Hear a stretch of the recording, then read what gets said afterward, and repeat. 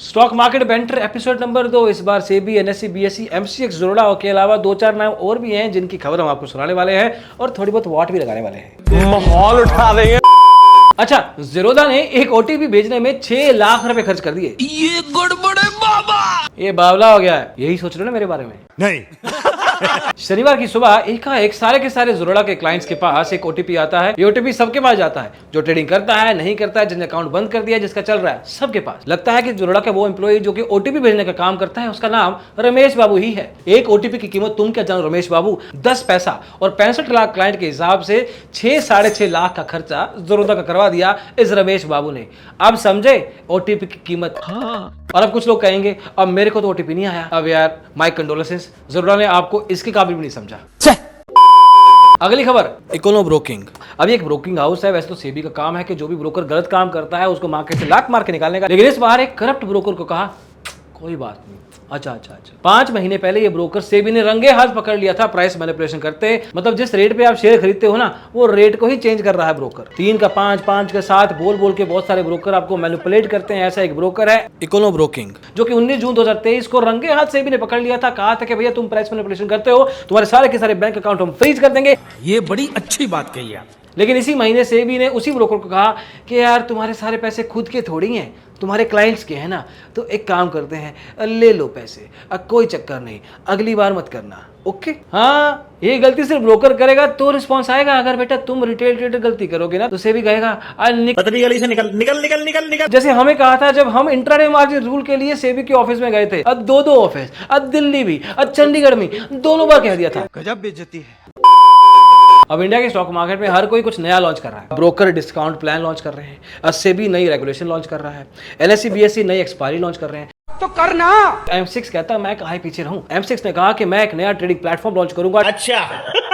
M6 का मतलब होता है मल्टी कमोडिटी एक्सचेंज। अब जैसे ही लॉन्च हुआ ना तो लोग ऑर्डर डाल पा रहे थे, ना ही प्राइस फीड देख पा रहे थे, ना ही ट्रेड की कंफर्मेशन मिल रही थी। तो हमने इसका नाम रख दिया मल्टी क्रैश एक्सचेंज। इसी पे एनएसई भाग के उसी शाम आता है और कहता है कि मैं 13 नए कमोडिटी के कॉन्ट्रैक्ट लॉन्च करूंगा।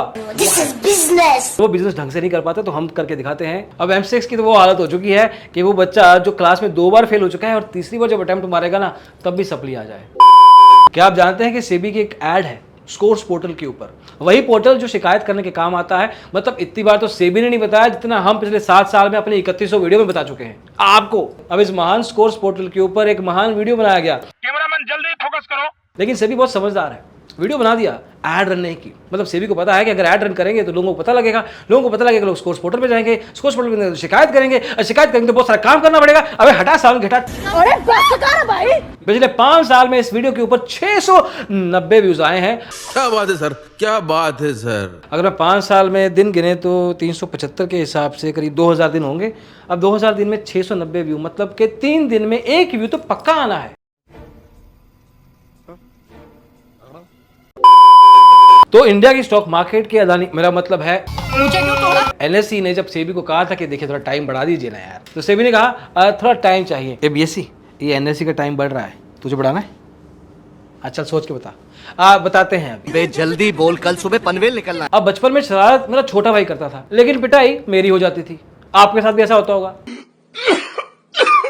अपन अकेले नहीं है, ये जेनिथ वाया और जेनिथ के साथ भी सेम हुआ। अब कहानी ये है कि जेनिथ वाया जो कि एक अनरजिस्टर्ड एडवाइजरी है, इसने टिप दी। आप कौन, कहाँ लगाया फोन? ट्रेडर निकला समझदार, पहले नुकसान करवाया, फिर कहा कि बेटा तुम्हारा भी करवाएंगे। सेबी के पास पहुंच गया, कहा कि ये एडवाइजर अनरजिस्टर्ड है, मेरा नुकसान करवाया है। अब सेबी ने लगाया कि यार केस आया, इस बार सॉल्व करेंगे। सबसे होनहार इन्वेस्टिगेटर को इसके पीछे लगा दिया। My name is Manglu, detective Manglu. अब इस होनहार चतुर रामलिंगम ने एडवाइजर तो पकड़ लिया, लेकिन जेनिथ वाया नहीं, जेनिथ। धिक्कार है हम पर। मजे की बात तो यह है कि ये वाला भी फ्रॉड था। असली चोर तो पकड़ा नहीं गया। इस चोर को पकड़ के कहा कि 2,80,000 रुपए तुम्हारी जेब में दिख रहे हैं जो तुमने गलत काम करके कमाए हैं, अब वापिस दो।